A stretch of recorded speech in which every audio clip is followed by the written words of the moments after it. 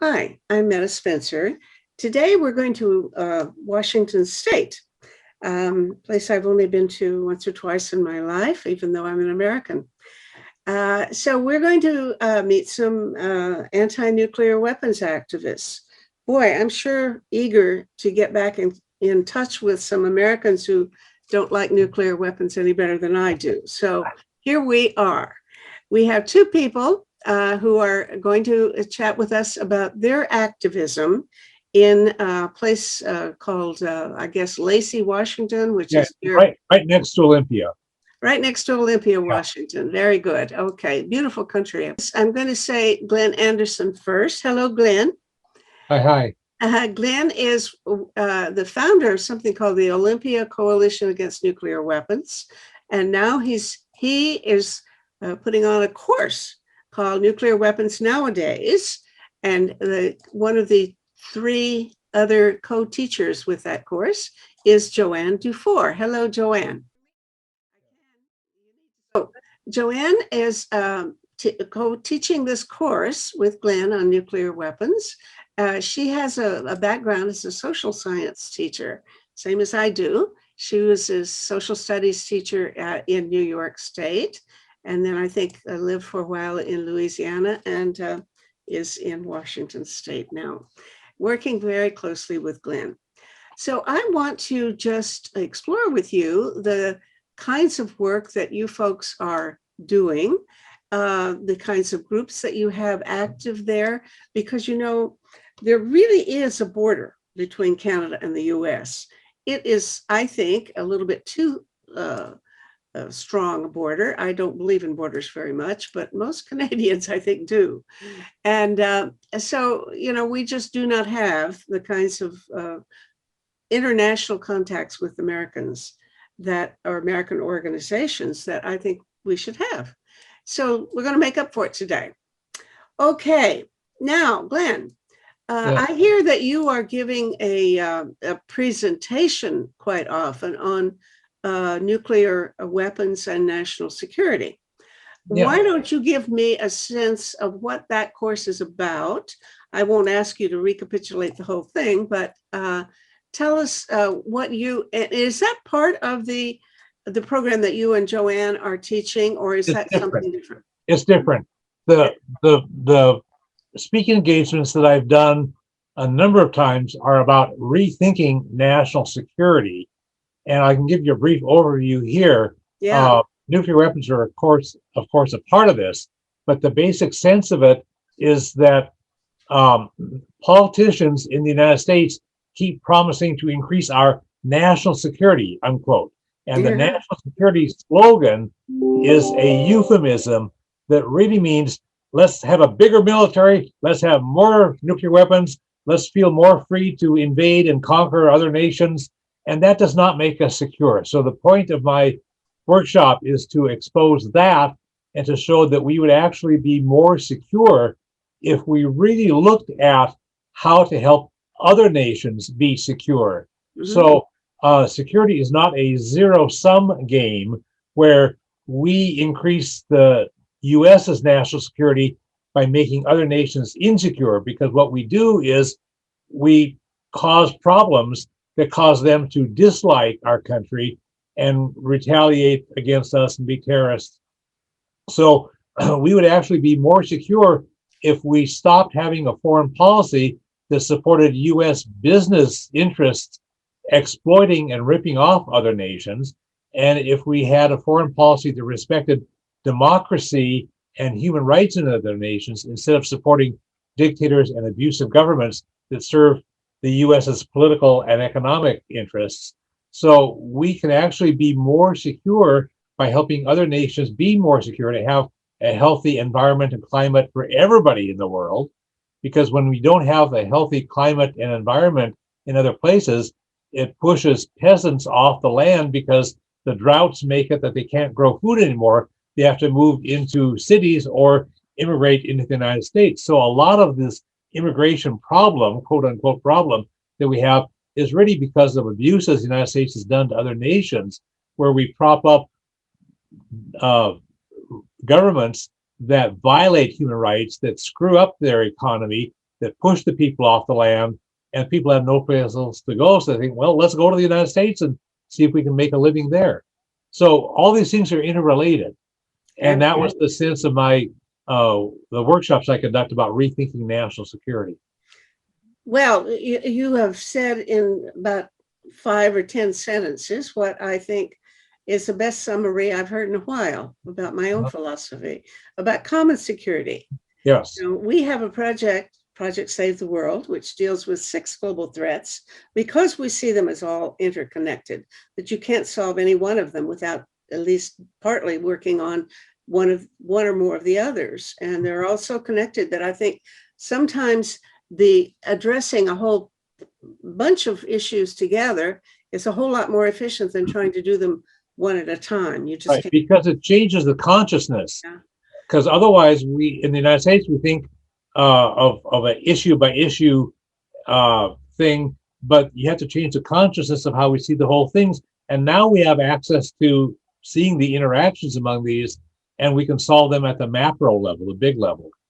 One of our, we have a thing called Project Platform for Survival, which is a list of 25 proposals that we arrived at about 3 years ago in a democratic process where we had a 2-day meeting, and we established this list of planks that we think would, if we all got them implemented well, would greatly reduce the risk of 6 of these global threats. And one of them is a plank about sustainable common security. Mm-hmm. And that's exactly what you're talking about, that security has to be common or it's not real security. Yeah. And working together globally to assure the security of all countries and all people is I think absolutely the way to go. Uh-huh. Yeah. Metta, could I ask, does the plank mention elimination of nuclear weapons per se? It absolutely, the first plank in the whole list of 25 is about the elimination of nuclear weapons. Yeah. Wonderful. So you go, because I don't think Canada has yet considered signing on to that new treaty. I wish they would. Well, you bet. That's half of the conversations I have are about what do we do to pressure the Canadian government to take action along those lines. It's really kind of disappointing that the current government is so, I would say cautious, or cautious meaning slow to respond to urgent situations. And this is just one of the many. It seems like a conservative, it's a liberal government, but it's slouchy, slow-moving government, in that a lot of things that need to be done aren't done very quickly. And the Canadian government could have a big influence. One of the disputes that goes on is whether or not it would be possible for Canada to remain in NATO and still sign the TPNW and ratify it. And this is important because NATO is a lot more popular than nuclear weapons. So you have a lot of people, something like 80% of the Canadian population, according to a very recent poll, only a couple of weeks old, if that, something like 80% would like to abolish nuclear weapons, but probably a majority of people want to stay in NATO. So the question is, could Canada sign and still remain in NATO? Half of the peace people would like for us to remain in NATO and use our influence in NATO to insist on a change in policy, of NATO's policy. I would say the other half or so, I'm estimating because I don't have numbers on that, but many of the activists would say, yeah, just get out of NATO. I don't know. What's the position about something like NATO in your organization? Do you have conversations about what to do about NATO in general, beyond nuclear weapons? I don't think we've really discussed NATO per se we focus on nuclear weapons, but all of us that I can think of in the Olympia Coalition to abolish nuclear weapons are for peace overall. So that means stop bossing Latin America around, stop treating Canada and UK as if you're just colonies of the United States, where we can boss you around and you do whatever we order you to do, which is really how the government sees it, especially some administrations in our government going back quite a few decades, as if you're not really sovereign nations, but you're junior partners, and we tell you what to do, and you better damn well do it. Well, I think there's also a sense of entitlement, or, I think Americans, and certainly the press, acts as if it's a foregone conclusion that Americans and these other five, countries, these other countries that have nuclear weapons are, most of them entitled, at least five of them are entitled to have them, and the rest of the world are not entitled to. Right. So, it would be scandalous to allow, Iran to have a nuclear weapon. Right. But of course, it's perfectly appropriate and right that the U.S. should. Right. And the U.S. And then I think go ahead. There's a buy-in to this, a buy-in among Americans, whether or not we admit it, that if we are the policemen of the world, and we now probably consider ourselves the police force of the world, that in order to do our job well, we need all the weapons that we can possibly devise. Mm-hmm. And so that's why I think Glen's message about, national security is so important, because because even with the treaty, they're saying, wait a second, stop talking about weapons and start talking about the effect of the use of those doggone weapons, even if it's an accident. And so they're trying to also, there's a thing that security consists of a whole lot besides military action. Security means health, for one thing. Yeah. So you want to get rid of pandemics. Security means not having your internet controlled so that people can steal from you. That there are all kinds of security. Means food. Security means not global warming. Security is a whole lot of things besides that, and you can't do all those other things as long as you spend all that money on the weaponry. Just the money. Yeah, exactly. Oh, exactly. Yeah. The United States government, for decades and decades, for 70 years, the United States has assumed that we should spend as much as we can on nuclear weapons, and it's bipartisan. No matter which party's in the White House, no matter which party is running Congress, Congress keeps funding nuclear weapons. And we have, in this country, in the United States, we have 500,000 people who are homeless.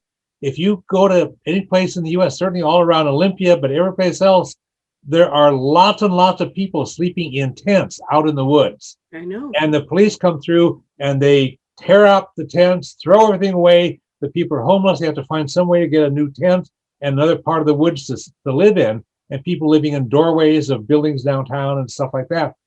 500,000 people have no place to live. And Congress, by funding military weapons and aggressive U.S. military spending for decades and decades and decades, keeps making the budgetary choice that we want to support more violence. And it's okay with us that 500,000 Americans are homeless. It's okay with Congress, and it's okay with the presidents of both parties that we have more than 20 million people in the U.S. with absolutely zero health care, no health care whatsoever. And that's okay. They keep funding the nuclear weapons. And it's a budget is a numerical way of expressing your values. And over again for decades, the U.S. government has expressed its values of saying, we support violence. We do not support human rights. We do not support health.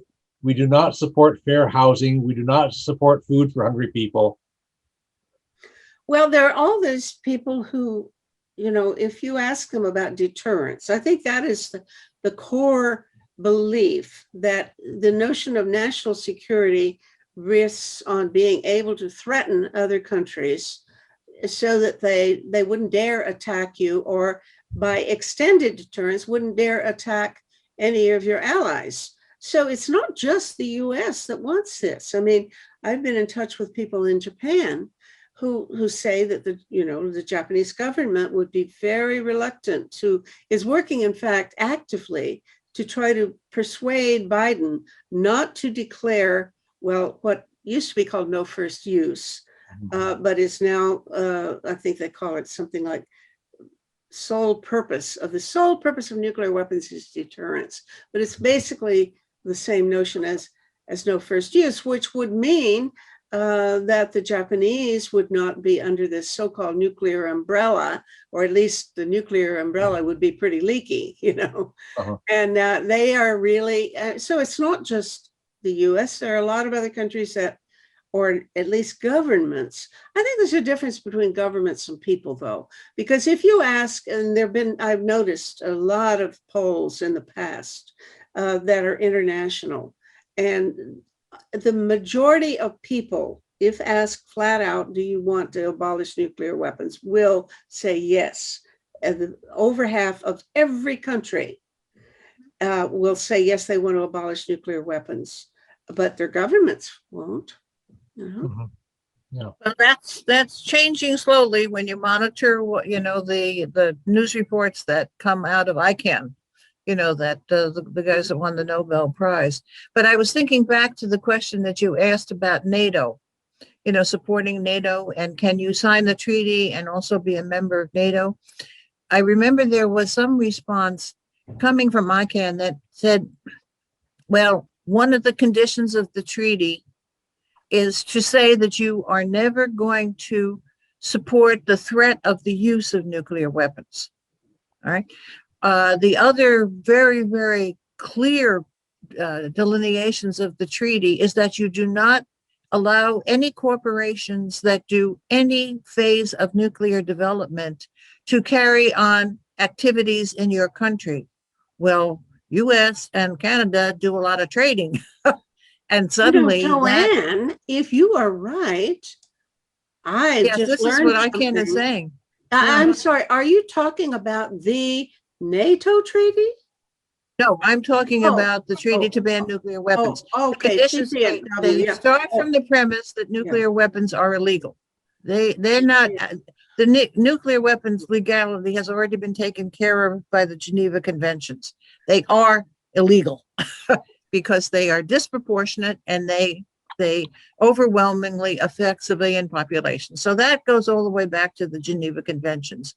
But the treaty, the new part of the treaty, is that if you ratify the treaty, you're now going to enforce the fact that you are not going to be involved with transport, production, research, development, working with anybody who has nuclear weapons, who purports nuclear weapons, who stores nuclear weapons. Well, that's a much bigger piece. Oh, yeah. The ban treaty is an enormous step forward, a very radical position to take. And the US has done its very best to try to keep countries, twisting arms, so to speak, to keep other countries from signing it. Yeah, ICANW.org. It's a lot of information, and they're tracking the worldwide movement of nations and public opinion pollings turning against nuclear weapons. And this notion of deterrence, I agree with you, Metta, that's the main faith that people have, is that these things deter, right? But deterrence is an exercise in applied psychology that seems to work, but as soon as it doesn't work, if you have a crazy person in the White House, or if you have a crazy person in whatever country, or somebody who is whatever, or if you have a computer error. We've had many accidents, mostly suppressed by the government, so news media don't publicize them. And the news media are very much complicit with the secrecy that the US government wants. But there have been many accidents where nuclear weapons have fallen out of airplanes, things have gone haywire. You could have computer errors, or you could have somebody hack into the US nuclear weapon system, or hack into the nuclear weapon system of some other country and launch them just by computer error. And we've come close to that also. And you mentioned a while back about the national security aspect. The United States never ended the Korean War. The Korean War from the early 1950s is still underway. They have a truce, they have a ceasefire, but they never had a treaty ending the nuclear war going back into the 1950s.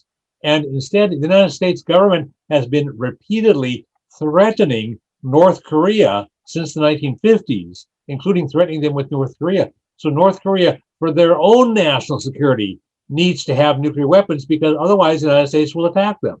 So if you look at the national security deterrence model and apply it to North Korea, you can exactly understand why they have nuclear weapons and why some people in Iran want to have nuclear weapons, because the United States has been repeatedly threatening. We overthrew Iran's democracy in 1953 for the benefit of a British oil company. The CIA and the British equivalent of our CIA overthrew their democracy in 1953 and installed the Shah of Iran, this brutal dictator. And we've been at war. Trump assassinated their top military person just recently. Yeah. And how would we feel? How would the United States feel if some other nation assassinated the chairman of the U.S. Joint Chiefs of Staff? Wouldn't we be outraged? And we don't see other nations as having legitimate feelings and legitimate thoughts about their own national security. Tell me about your organization and what all you do. I hear Joanne mentioned the notion that you're not too far from the Trident missile base. Yeah. I had forgotten about that. Yeah. Where are those based? And do you have actions that you locate there? Yes, there's a lot going on. Olympia is at the southernmost tip of Puget Sound. Puget Sound is this big, like a fjord, big body of salt water that comes in. Mm-hmm. Seattle is partway up, and 20 miles west of Seattle is Kitsap County, where this little village of Bangor exists, and that's where the Trident nuclear submarine base is. So 20 miles west of Seattle is the largest concentration of nuclear weapons in the Western Hemisphere. Mm-hmm. If Kitsap County were to secede from the United States, they would be the third largest nuclear power on Earth after Russia and the remainder of the U.S. Then Kitsap County would be number 3. And so they are very much a target. And the right immediately next door to the Trident nuclear submarine base since the 1970s has been the Ground Zero Center for Nonviolent Action, which is a Gandhian-based nonviolent resistance entity that owns a piece of land, right? They share a common fence with the Trident nuclear submarine base. Wow. Do activities there and elsewhere. And they, for a number of times in recent years, they put up billboards or rented space on billboards with a big display in the Seattle area saying 20 miles west of Seattle is the biggest concentration of nuclear weapons. And that makes Seattle a target. So if tensions get high and U.S. and whoever starts throwing nuclear weapons around, Seattle will be one of the prime targets. And most people in Seattle just don't understand that. Mm-hmm. Well, what is the general attitude of the people who live around there? I'm wondering, so often, as I understand it, in the U.S., they've managed to get some defense industries, war industries, in each state, so that every citizen has kind of a mixed set of interests. Yeah. Some people want to of course, they need to get rid of nuclear weapons. That's the predominant wish. But the people whose livelihood depends on jobs in connection with the military industry have mixed feelings about it because that it would create difficulties, at least temporary, for them. Yeah. Do you know any of the people who work on, say, the Trident missile base? Or do you know people who are there people in trying to make connections between workers? Yeah, the Ground Zero folks, the Ground Zero volunteers have been leafleting at the base. They've also been leafleting at the Puget Sound Naval Shipyard, which is in Bremerton, right nearby. And they try to have interpersonal working relationships with them, try to understand, have communication going. They also put out a statement recently saying under international law, you have and even under U.S. military law, you have a legal obligation to disobey unlawful orders. So if you are ordered to launch nuclear weapons, this really is illegal under international law, and you have a duty to disobey that. And they've been trying to get communication going. There are some people from the base who have come over to our side. One of the people who's active with Ground Zero now used to be a submarine commander, not on a Trident submarine, but on a different nuclear powered submarine. He was a Navy commander, and he came over to our side, and he actually has been arrested at the Trident base for his nonviolent opposition. Mm-hmm. And on the jobs issue, this is something that I studied a lot in 1976, 77. I've done a huge amount of work on this back then and into the 80s, and somewhat more recently as well. Since the 1950s, economists have been proving over and over and over again from the 1950s on up to now that if we would cut the military budget and create civilian jobs doing things like education, healthcare, low-income housing, things that people really need, we would actually create more jobs. And I conducted a huge amount of research in 1976, 77, and wrote a 100-page report with several hundred footnotes about the potential of converting the economy of the U.S. and specifically of Washington State toward a peace economy instead of a war economy. And since then, the trajectory of worsening economic conditions has made it even worse. Everybody is more entrenched in military spending than they were, and the suffering of the U.S. economy, the economic problems, even apart from the budget issues, but how the economy functions as an economy, that stuff has gotten worse since the 1970s when I did that research.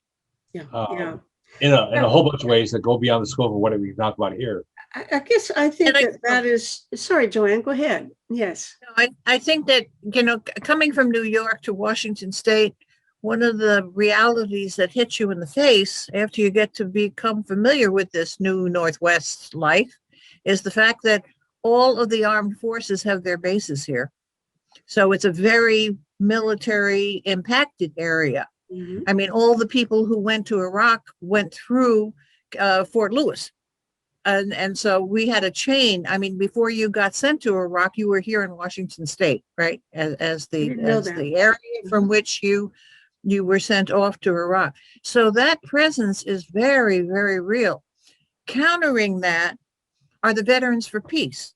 And one of our co-presenters is Mark Fleming, and he's very, very active in the Veterans for Peace. Well, I'm an old Peace Corps volunteer, Veterans for Peace. Heck, no, you're supposed to join Peace Corps.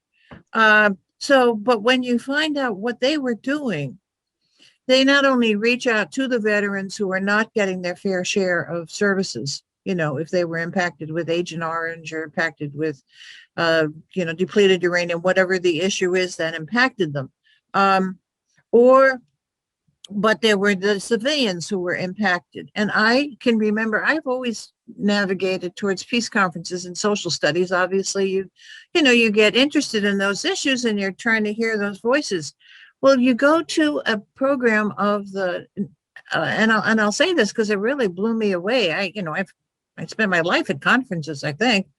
And when you go to the conference of the Veterans for Peace, suddenly they have programmed all the voices of resistance to military activities in their specific location, be it the Arctic, be it the Pacific Islands, be it the indigenous areas. And you kind of say, and the part that brings a smile to my face is, you got to give it to a veteran to getting it done. And because it's the veterans who are going to get the job done. And the job that they're doing is programming the voices in opposition to the military. That's amazing. Now, wait a second, there's been a change there. They're not supporting the military. They are realizing the damage that the military has done. So that's the resistance voice that is amazing here. Mm-hmm. And it is because there's so much pro-military voice. I mean, and that's so loud and profound here that when you hear the resistance voices that are perpetuated, voices like Glen, who have dedicated their lives to she's saying what he's saying. Yeah. And it needs to be said because that other voice is so profound. Well, So, I absolutely agree that I think Glenn is right that the evidence shows that there would be much more job creation from civilian kinds of work on infrastructure, work on healthcare, work on education, all these other things that we really need. It would be much better. But of course, in the short term, that means there is going to be a transition where some people are going to have to find a different kind of work. And there's, that dislocation is scary enough so that I understand. And I think there needs to be quite a very concerted effort to not only say, we need to get out of the nuclear weapons business, but here's how to get out of it. Here's Yes. how to create alternative jobs right away so that you can easily transition from this job, which we know you don't want to do. Right. I used to go out with a man briefly many years ago who was working on nuclear weapons, and he committed suicide. That's why he committed suicide. We knew at the time he might do it because it was such a horrible job and he couldn't stand what he was doing, but here he was, that's what he was doing for a living. Yeah. So we know that the people who are these people down in the missile silos that have to be ready to launch when they're told and so on, those are the most screwed up people emotionally and in terms of mental health. All kinds of social pathologies occur because it's not good for people to know that what they're doing is harmful to humankind. It's really not. Well, and I want to. You mentioned the need for the transition.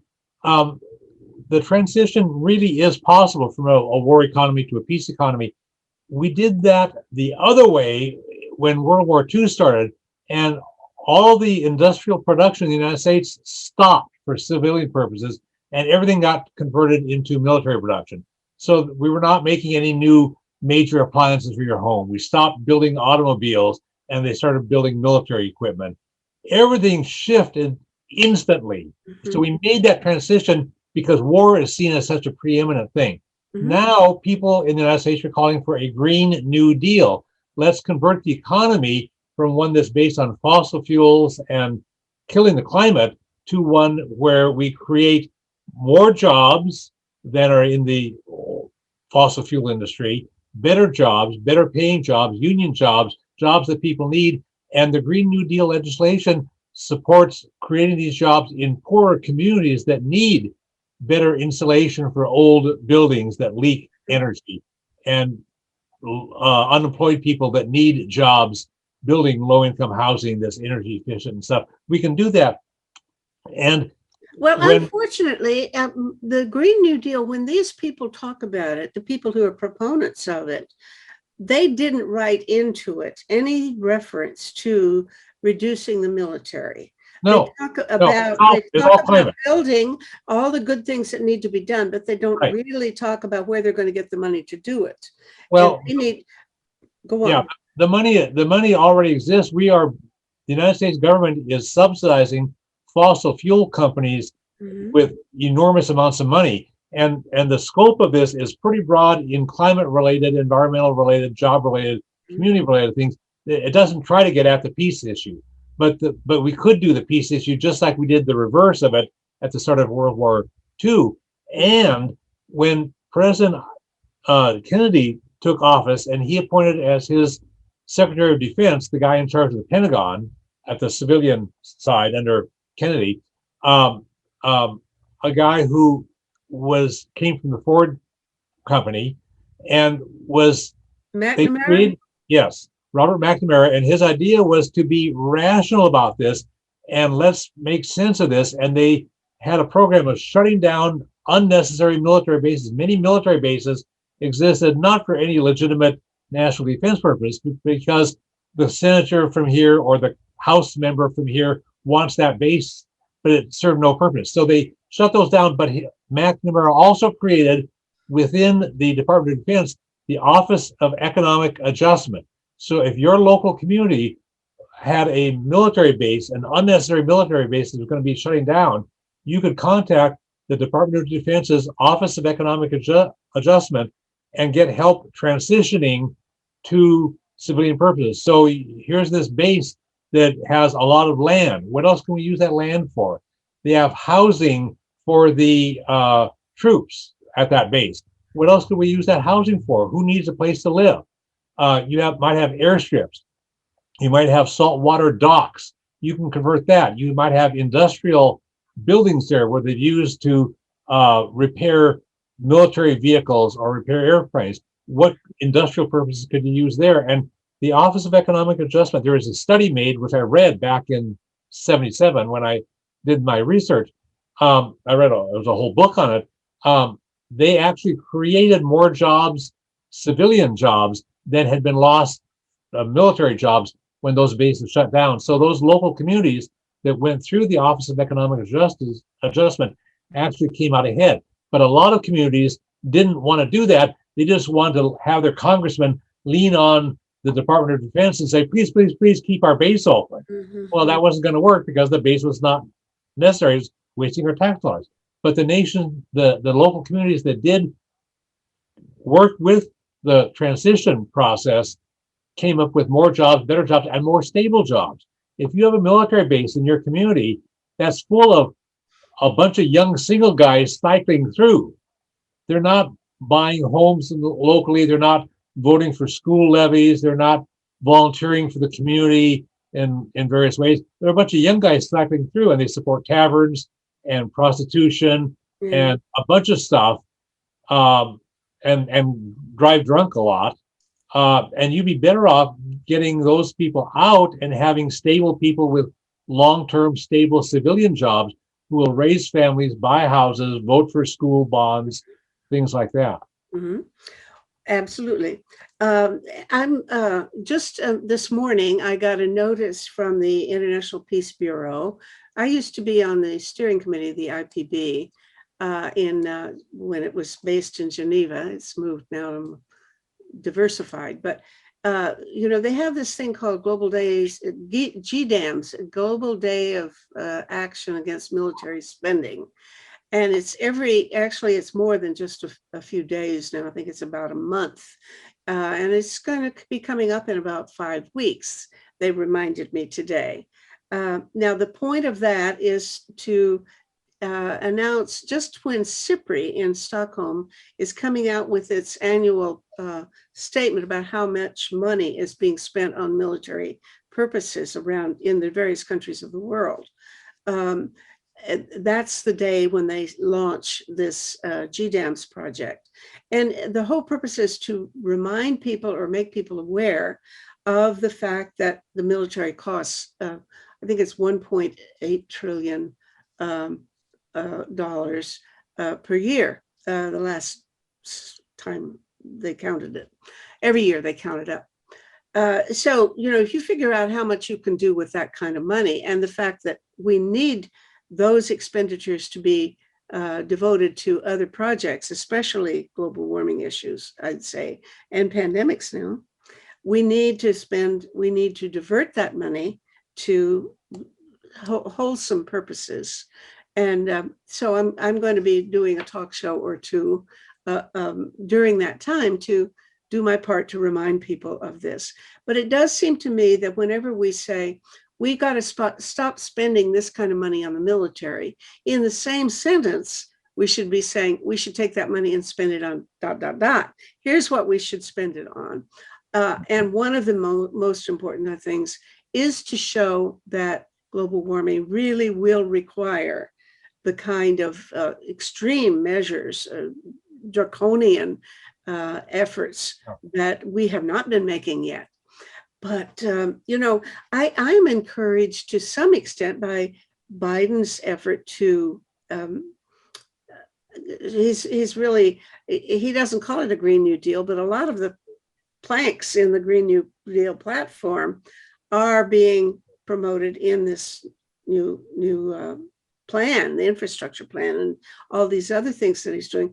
Doesn't say anything yet about reducing military expenditures. No, he's in fact raising military.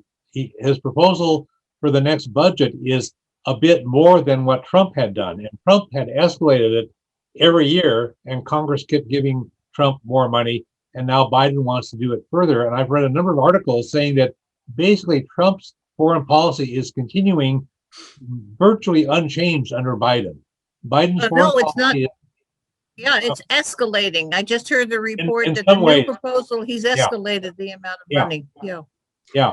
So Biden really never has been a peace person at all, and he But really there is doing- was in the last Congress, there were people in the Democratic Party who were talking about reducing military expenditures. There were some, but they did not prevail.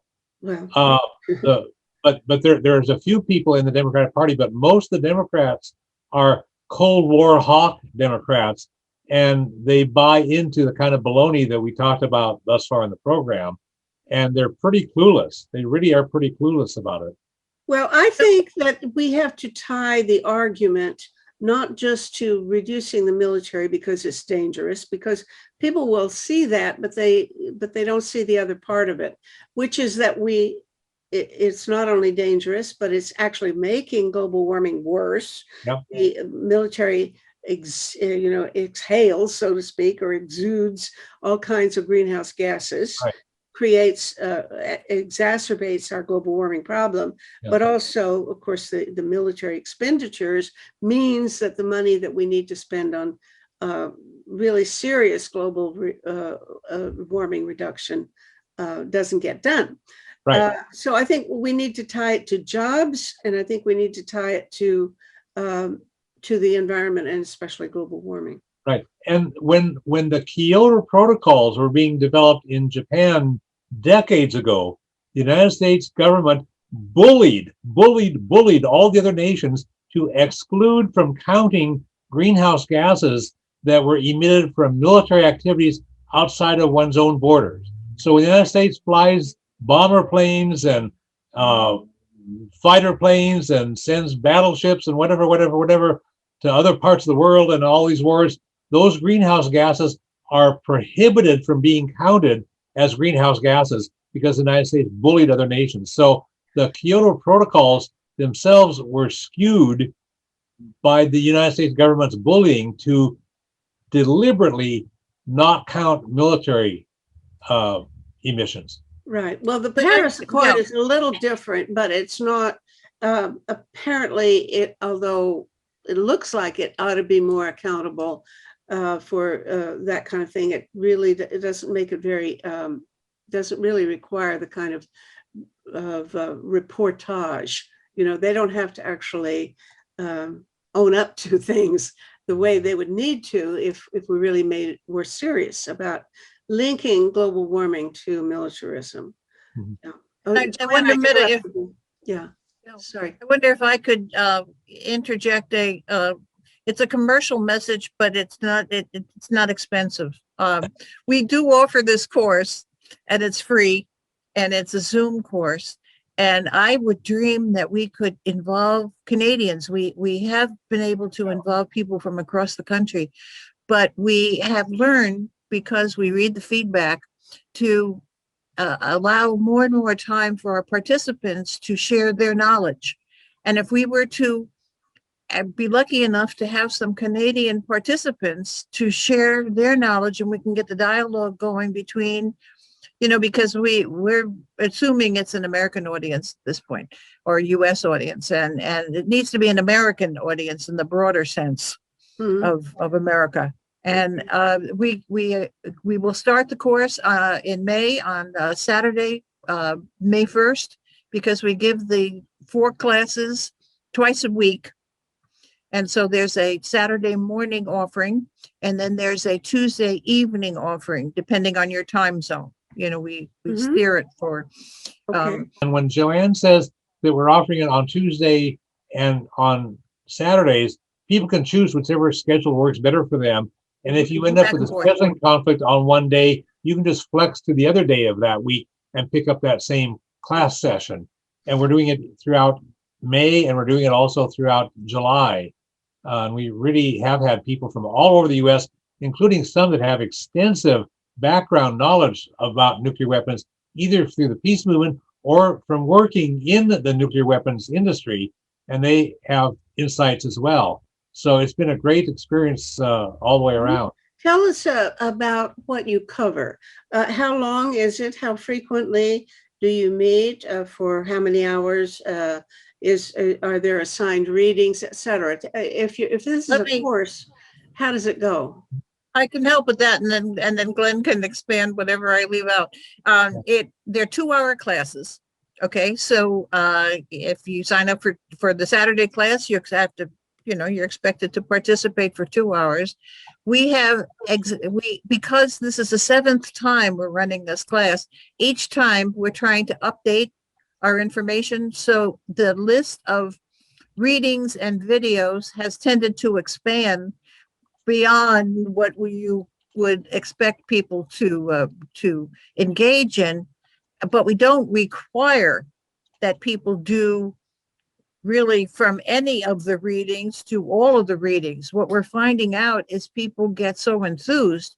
We've been told this is the best course they ever took in their life. Well, that's flattering. But a number of people, we have a range because we have 4 different perspectives.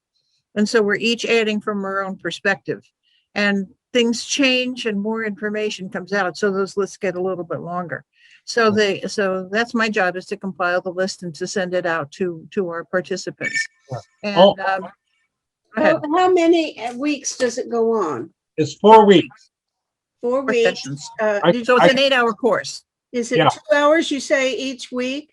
Right. Uh-huh. And they're suggested readings, but nobody fails the course. Right. And it's not, we try, because it's now much more participatory than the 4 of us as the talking heads, because we've had so many heads that know a lot, that bring to us their own information and perspectives, that, the whole group becomes talking heads essentially. And that's the beauty of it, that we keep on learning from the participants as well as keeping up with what we're trying to share. Yeah. Well, I can read the list of topics. It's about 10 topics or so that we flow through the course. We talk about the evolution of science that led to nuclear weapons. That's fresh information, interesting stuff. How nuclear weapons and the policies for using them have changed over the years from the 1940s up to now. New dangers since the 2016 election, and the ongoing bipartisan support for nuclear weapons. Even though Trump is gone, bad stuff is still continuing. Impacts of nuclear weapons testing on innocent people, including military veterans who were forced to witness them firsthand and get exposed, people in the Marshall Islands and elsewhere in the Pacific where we did testing and made those people sick and dead. We talk about decades of grassroots organizing to stop the arms race and abolish nuclear weapons, national and international efforts to prevent nuclear war. We have a chance to process our own feelings and values related to nuclear weapons and to empower ourselves to take further actions. The exciting and powerful new treaty on the prohibition of nuclear weapons and the power of nonviolent resistance. Those are some of the main topics that we cover. Mm-hmm. Very impressive. People are engaged and people learn a lot. I think it's really quite sad that there's so little education, real education about it. I created a program in peace and conflict studies at the University of Toronto and ran it for about 15 years till I retired 20-something years ago. But after that, I kept on teaching a course for free called Public Health in a Nuclear Age. Down on the main campus of the university. I normally taught out in Mississauga. But I did it because there wasn't, so far as I could tell, there wasn't a single course at the University of Toronto, which is a huge university, that actually taught about nuclear weapons.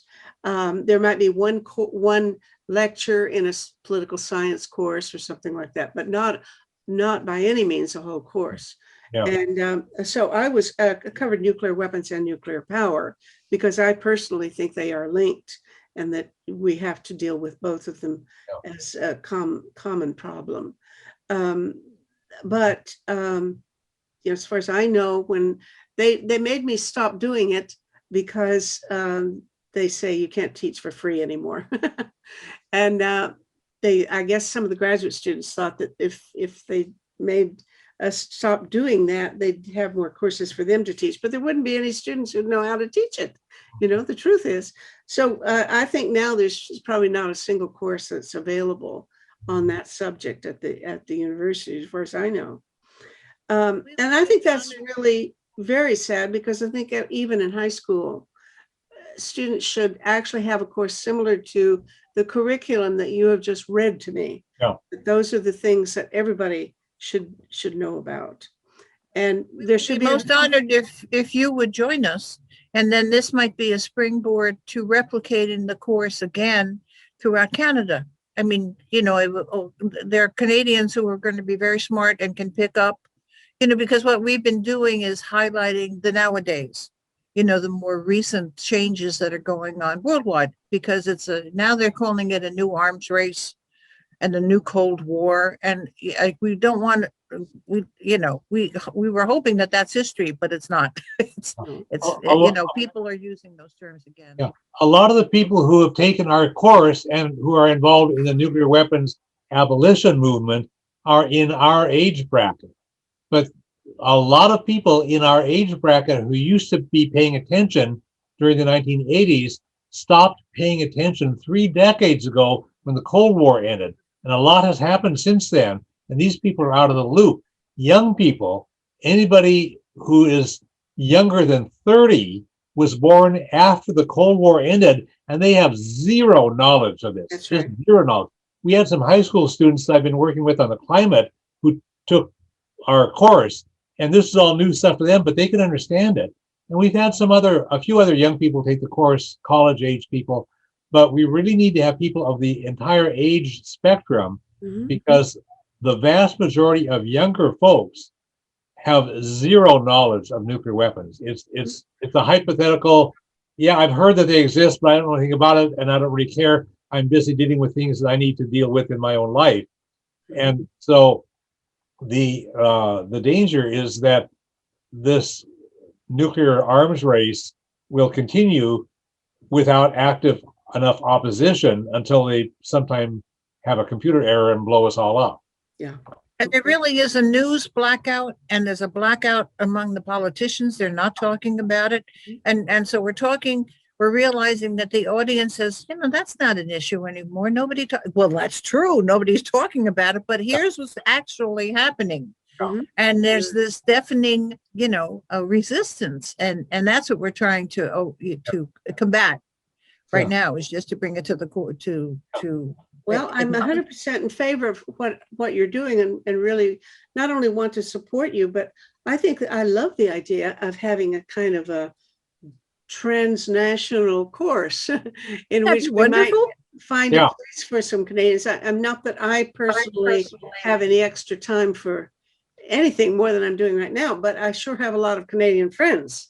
Yeah. And some of them would probably be very, very good in contributing some additional dimensions to the course. And that would make it so wonderful. Yeah, because it's not just an American problem. Yeah. Well, really, please be aware of the website that I've created. It's called tosavetheworld.ca, and it's to be a meeting place for people everywhere in the world who are working on any of these 6 global threats. So we have lots and lots of comments columns. We have articles about the 6 global threats and the other issues that need to be addressed in order to make the solutions to those threats workable. That is, issues of governance, of economics, and of civil society. So we have we have plenty of places that I want people to go and comment and have a discussion, like a listserv. We're changing the format of the website a little bit, but and there's where we also post these videos. I think yours is number 225 that we're doing at the moment. So I have a whole lot of videos that I've made in the past, and I keep doing one every weekday, except for holidays. And we can certainly promote a course there as well. And I would love to have it be include not just add Canadians, but for heaven's sake, there are people in other parts of the world too. There are a lot of things that could be said to make a dynamite course that we should really promote on a big scale. And I do have connections at the UN, and if and people are beginning to listen because we're getting the positive feedback and we're getting the encouragement to continue. So there could be networking. I mean, our Unitarian, the director of our Unitarian office heads up the committee, the disarmament committee with the NGOs. Well, if we were to get this kind of course going that was international, he could spread that news to the group at the UN, who are the NGO Committee on Disarmament. I mean, those are very realistic possibilities. Brilliant idea. And as of about 3 years ago, I was trying my best to create an edX course. You know, there are online university courses that people can actually take for credit, or they can take it without credit and for free. And some of them have, you know, I was looking at ones that had 40,000 students enrolled in a course that are global. I wanted to create a course like that, and I had to find a partner who was not retired from the University of Toronto, but somebody who would work with me in producing a course like that. If I found a partner, not that I'm going to do much work on it, but we could offer a course through either edX or Coursera or some of these other courses that are university based. I would love to see that happen because they're needed. They're not able, students never hear about the option of taking a course on nuclear weapons because there aren't any, or hardly are any anywhere. Right. And we found, when we did it through Antioch, and got this very enthusiastic support while we were doing it. And then the next year there was no support. And I said, wait a second, what's going on? The only thing that they were sending out were courses that cost money, and ours was free. What's wrong with you? But I think that was a decision that was made by Antioch. You know, we're a business. I offer a series of free online workshops about nonviolent grassroots organizing that people can adapt for whatever issue you work about. It could be working for peace, it could be working on human rights, it could be working on demilitarizing our police, it could be working on ending racial discrimination, it could be working on fixing the corrupt, broken economy. Whatever issue you care about, these workshops I offer about nonviolent grassroots organizing are adaptable. And the release on the course is because the people have to register with me. So my contact information he's already providing that. Well, we'll have further conversations about this, I think. Anyway, hey, thanks. Very, very interesting. And thank you so much for this. Okay. Okay. Bye. Thank you. Bye. Bye. Wonderful.